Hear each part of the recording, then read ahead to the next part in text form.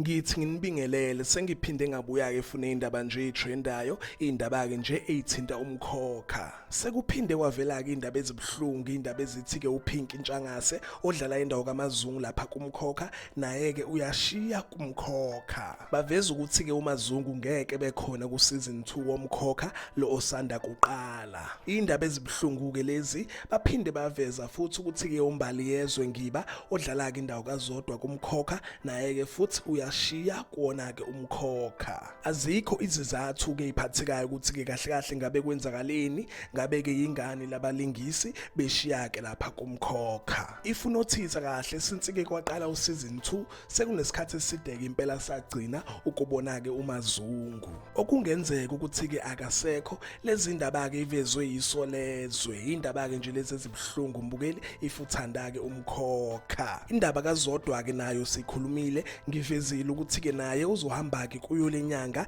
esikuyona and kuyavela lapha kumathiza ukuthi ke umkhokha uzogadla ke kwaGumede uzobeka usuthatha yena uZodwa. Indaba ezibhlungu ke lezi ukuthi ke solahlekelwa abalingisi ababili. Abalandeli bomkhokha bakhombise ukuphoxeka lapha enkundleni zokuxhumana ngenkathi ke beyizwa indaba ukuthi ke uZodwa benaye kuMazungu bayashiya ke lapha kumkhokha. Indaba ezibhlungu ke lezi mbukeli ngiyobuya ngizoku-update amakhono engutholayo ngabo ke labalingisi ukuthi ke kahle kahle kwenzakaleni. Ibhlungu ngempela le ndaba especially indaba yakhe uZodwa njengoba ke phela ezothathwa umkhokha khombisa khona ukuthi ke kushuthi akasabuyi lapha kumkhokha. Ziphela lapha ke indaba zethu ade nguphathele zona. Cela ukuthi ungakhohlwa nje ukuthi ke ulike and ke usubscribe ake ngithi ke nje danke ngiyazibongela.